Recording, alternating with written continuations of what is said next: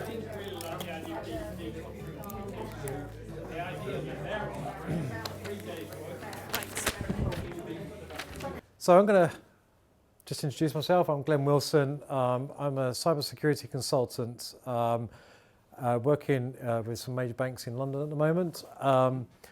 And tonight I really want to talk to you guys about securing your software. There's no code tonight, so I'm sorry to disappoint. I don't really do code. So a lot of these slides are just going to be verbose, but hopefully you'll be able to pick up some of what I'm talking about and perhaps adapt it to your own code once you're back in the office. If anyone's got any questions while I'm speaking, do give me a shout out. There's a Q&A at the end, but do ask questions as I go along if it's easier for you. So why am I here? Why am I talking about security? Well, security is sort of like becoming big news. We hear about data breaches, we hear about data loss, we hear about ransomware. It's happening all the time. It's happening with greater frequency. And the main reason for that is because we're not securing our software and we're making it too easy for hackers to actually get into our software and cause this sort of disruption. So what I really want to talk to you tonight really is about how we can actually secure the software that we write and sort of tricks and techniques and the tools out there that can help us do that.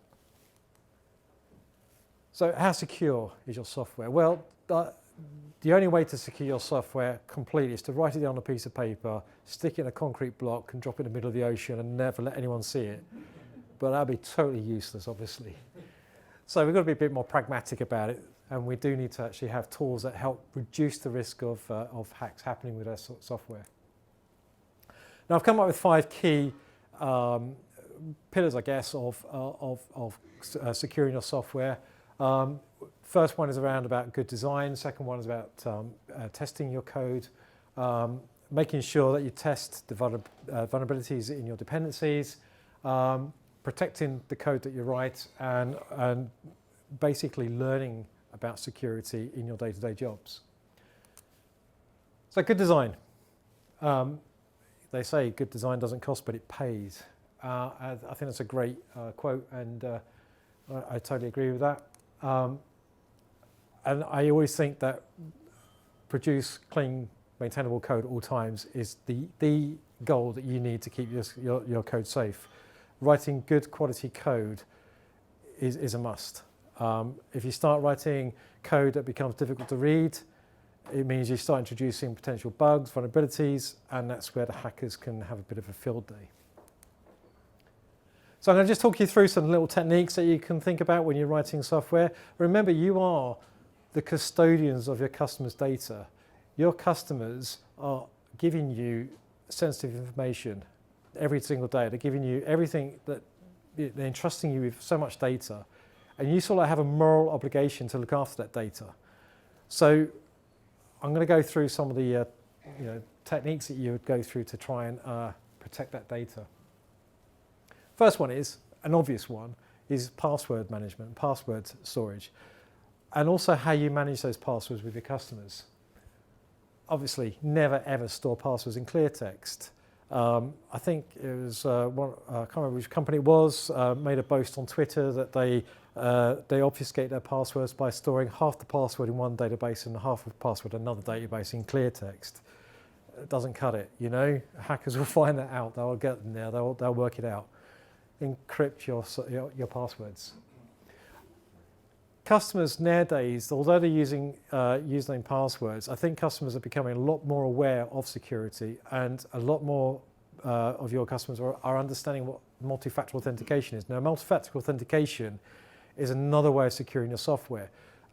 So basically, or your products, I should say. So basically, a customer, they'll enter the username password, but then they have to do something else, another thing that they need to do in order to say, this is the right person and I'm authorized to do something. So build that into your software, build that into your products that you're writing code for.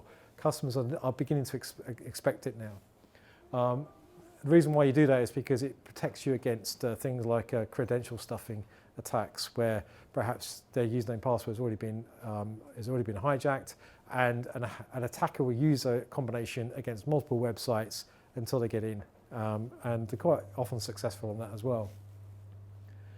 And also just enforce password policies in your software as well. Make sure your customers rotate their passwords and have a certain password length or certain format for the password. There's a bit of debate at the moment about how that should look, but basically allow them to keep it safe. A lot of customers, a lot of people with passwords nowadays have password management tools to help them remember their passwords. When I talk about encryption, use encryption everywhere, data at rest and data in transit. So you should be thinking about that at all times. Data anywhere, where it's flowing through your code, when it's flowing through communication channels, flowing into databases, at storage in databases, it's always at risk if you're not encrypting it. So encrypt it, and make sure you're using strong encryption. There are two types of encryption, as most of you probably know: asymmetric or public key encryption and symmetric encryption. Look up how you use those. I won't go into it right now because I could talk about it all evening, but make sure you understand what is how you use asymmetric encryption and how you use symmetric encryption. Don't trust your data, ever. If someone's putting data into your system, how do you know that data is correct? Validate it. Injection attacks are quite common. It's one of the, I think it's the #1 OWASP top 10. I'll touch on OWASP later, which is the Open Web Application Security Project. And they list, every 2 or 3 years, they list the top 10 vulnerabilities that they see regularly, and I think the #1 is injection. And to prevent injection, you need to validate the user input. Whether that user input comes from a form in a field, or whether it comes from a query string, or whether it comes from another endpoint that is talking to your code, validate it. Whitelist characters or blacklist characters, and make sure that you're not leaving yourself open for those sort of injection attacks. And then another thing as well is avoid implicit serialization. So, if you're expecting a whole bunch of name value pairs in your code, don't build objects from that name value pairs. Explicitly assign those values to your object variables, because that's the cleanest way of doing it and the safest way of doing it. Okay, if you're a web application developer, there are also little tricks that you can do. These also protect you against some OWASP top 10 vulnerabilities. Content security policy, for example, make sure you configure that correctly and apply the right policies there to prevent things like cross-site scripting. And also cross-origin resource sharing. You don't want anyone to be able to inject JavaScript or any sort of like images into your web pages. So the best thing to do is really using cross-site origin resource sharing to limit the scope of what people can inject into your code, so you've got control over that. Again, if you're not too sure about these, then look them up and learn this stuff.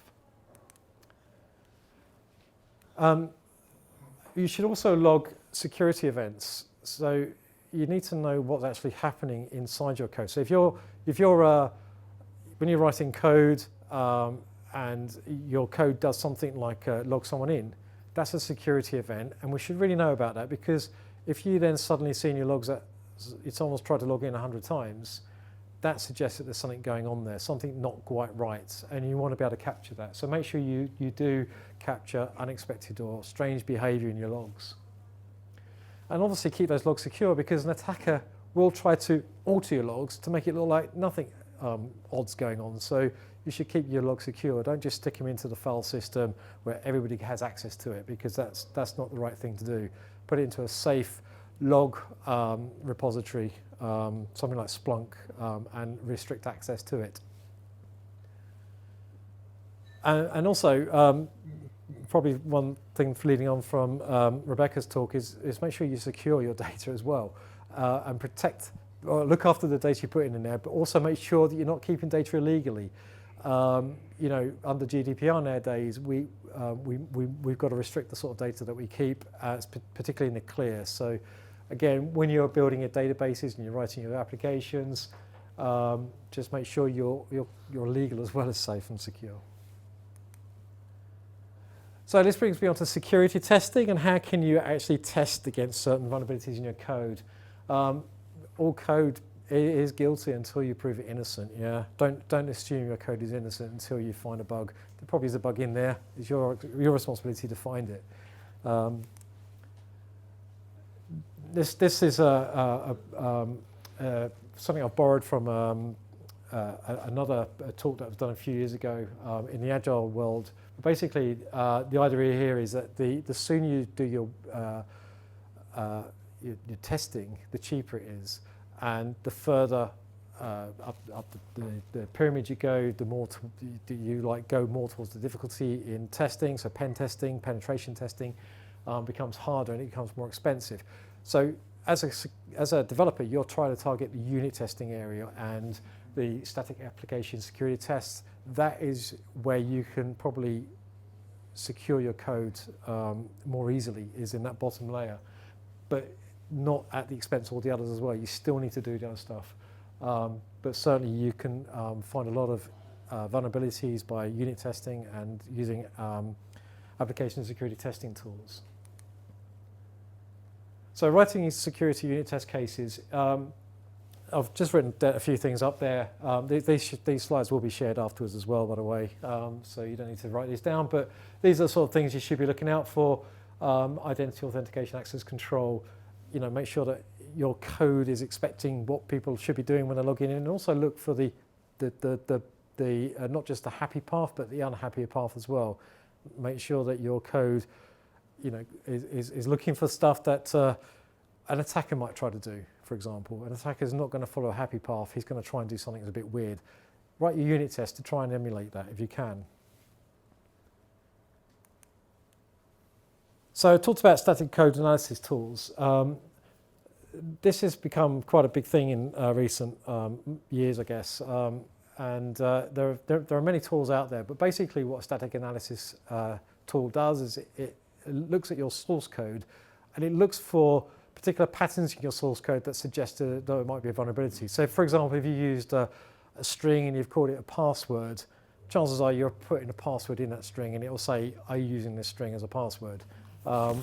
Okay, so you might find that that is a false positive, and there are a lot of false positives there, or you might be encrypting it in the very next line or something like that. But just be careful of the lots of false positives when you're using application security tools. And there are loads out there, absolutely loads. There's a couple of my favorites. Checkmarks is one that I've used extensively, and also OWASP, which I will mention again. They also have links to SonarQube, which is an open source version of a SAS tool, which is pretty good as well. Beyond static analysis, you've got dynamic analysis tools, and dynamic analysis tools, they go a bit further than just looking at your source code.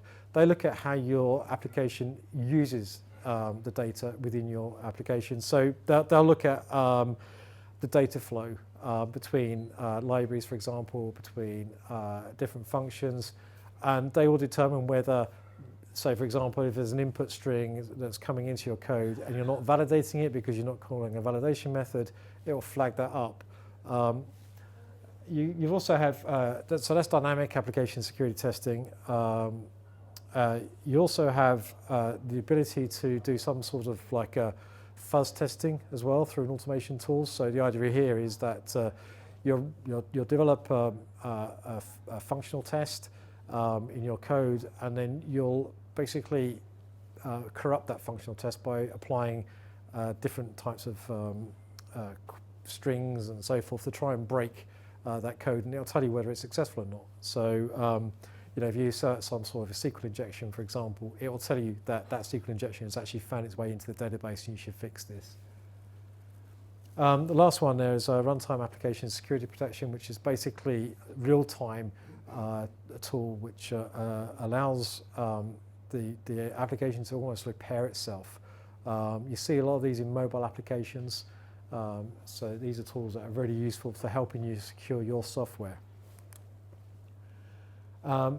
And I also suggest that you use penetration testers, but if you are going to use penetration testers, don't just rely on them. Make sure you've secured your code before it's even got to the pen tester. The idea of a pen tester is actually find nothing. That's ideal, but they will find stuff, so you should still incorporate it. Dependency checking. So you've probably used a lot of libraries that have been written by someone else in your code. You download them from GitHub, open source libraries. You put them into your code because you really want to focus on the business value of what you're writing. You don't want to worry about plumbing this in and plumbing that in. You want to write the business value. So you put in all your open source software. Is that secure? Is that software that you just pulled in, is it secure? Check them, validate them, and make sure that they are. Because there are a lot out there. My associate there, Michael, and myself, we were at a talk a little while ago where someone said in 19 lines of code there are 119,000 vulnerabilities because of the dependencies it pulled in. So that's how dangerous it could be bringing open source software. So make sure you scan your software for open source vulnerabilities.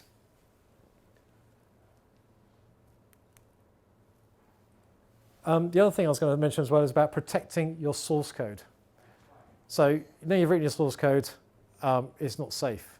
Yeah, it's not just about when the application is running, it's about your source code itself. Is my source code safe? So when you're putting it into GitHub, who's got access to GitHub or whatever if you saw it in Maven or whatever repository, hopefully not in your file system, but wherever you're storing your source code, who has access to that source code? Are you monitoring it? Are you seeing who's accessing your source code?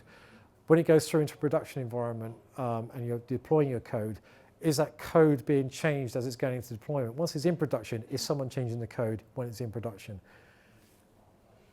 That is such an important part. So you always make sure you secure your source code as well. Make sure that no one else can corrupt it in any way. Okay. And the last thing I want to touch on is education. Education is so important in cybersecurity. Somewhere I've seen different numbers, but basically for every 400 developers there's one security expert, which obviously doesn't scale. It's not feasible to do. So the only way really to make sure that you are on top of the security in your applications, in your software, is to actually go out and learn security. There's a lot of topics out there to learn, but I think you owe it to your customers who are making you the custodians of the data. You sort of have that moral obligation to go out there and learn how to keep their data secure. And constantly improve that knowledge as well. Challenge yourself. Come to meetups like this, and there's other security meetups that you can go to. Go to websites like if you're working on cloud, go to Google, Amazon, and Azure, and so forth, and just check out some of their security white papers they have, and just keep on learning through reading that stuff, practicing, and so forth. Because there's as I said, there's a lot of stuff out there to learn. One thing I did, which was quite effective. In a previous company I worked at, I actually put OWASP top 10 posters all over the place, in the kitchen, in the toilet, everywhere. And what I did is it meant that every time that a developer went anywhere to grab a coffee, grab some food, go to the toilet, there was an OWASP top 10 in his face. They soon got to learn, I better make sure that I've checked against that SQL injection attack. They start to adopt that. I just want to give a shout out as well. So learning doesn't have to be difficult. Learning can be fun. And there's a couple of companies that I've been working with recently, Avatal and Secure Code Warrior, who actually provide gamification solutions for learning security. So they do things like capture the flag, or tournaments that allow you to try and crack someone else's code, or who can find the bugs the quickest. And these are good tournaments that you can run. You can run them like within your own unit, or you can run them like globally across different units as well. So definitely look into that. So it's Avatal and Secure Code Warrior. What I just want to finish off with is, don't ever think that because you say you're secure, you are secure. Always challenge yourself. Always look for the security concerns within your software, within your code, within your environments, and keep on challenging yourself. Because if life was that easy, if we were that secure, we would never hear of a Travelex or an Equifax or Capital One. We'll never hear of that, and that's what the goal is to get to a position where every developer knows how to secure their code. So I've finished off there. If anyone's got any questions and answers, I'm more than happy to answer any questions. Anyone got any questions? I just keep staring at Oh, them. I've got a question over there. Ah, you again. I mean, it's slightly more of a statement than a question. Yeah, go on. First of all, I agree with most everything you've said, except for something on the very first slide about passwords. I may have misunderstood, but you mentioned about password rotation. I'm not sure if that you're implying that users should be made to change their password every X days or months. But I don't know if you know the current NCS guidelines is that that's actually bad practice. It makes things less secure because users are very bad at choosing passwords.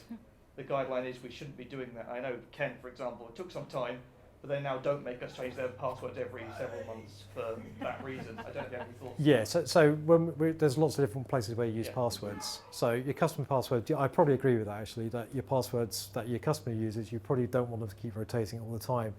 But passwords that you're using where two services are talking to each other, where you can basically put that into some sort of password management tool, then that's fine. I totally agree. Yeah, that's fine. Then rotate those passwords. But yeah, I agree. Customers, you don't make them change their password every week because they will hate you for it.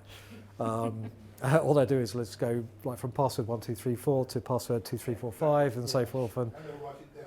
And they'll write it down as well. Well, yeah, that's true. So that's why MFA is probably more important. Yes, exactly, because multi-factor authentication. So multi-factor authentication works on the principle that there's three types of security. There's something you know, so there's something like a password or a PIN number. There's something you have, which could be an RSA token, or it could be a mobile phone, and there's something you are, which could be your facial recognition, a thumbprint, or so forth, or DNA. Multi-factor is combining two or more of those. So, for example, you might be asked to enter your username password, which is something you know, and then you're asked to authenticate with an authentication tool, which is something you have. You have an authentication tool that you've configured so only you know it. Yeah, so it is actually offering you multiple ways of authenticating. So that's the reason why you should use multi-factor authentication. And customers are beginning to understand that as well now. Anyone else? So I've got a question for everybody here actually. Hands up if you use application security testing tools every day. That is quite depressing. What do you mean by application security? Like things like static analysis code analysis tools. So I got 1, 2. Yeah, I said it a few times in this talk. We are morally obliged to look after our customer data, and I think we should do all we can to help. And the cheapest way of doing it, as that pyramid showed, is really looking at unit testing and application security testing tools. They are your entry levels, and then the further you move up the pyramid, the more expensive it gets. But also it means that the less likely you are to find all your vulnerabilities. So how many people here rely on just the penetration test at the end of the development cycle before they release? And that's the only testing they do. So how many people don't do testing at all for security? Oh, come on. No one, we're all being coy tonight. Okay, so any more questions? Anything else? Any more comments? Yes. What would you say the sort of top 2 or 3 things that people should be thinking about, as trends or things that they should really prioritise over anything? So, as I mentioned, OWASP produce their top 10 every 2 or 3 years. In their top 10, they are meant to be the most relevant security vulnerabilities that are available, that are used now, exploited now. So I would say concentrate on the OWASP top 10, getting those checked off. So using things like unit testing and application security testing to validate your software against the OWASP top 10. So input validation, I think, is the number one, and I think it counts for over half of all exploits are caused by input validation, not doing input validation. So, for example, SQL injection attack, cross-site scripting, and so forth.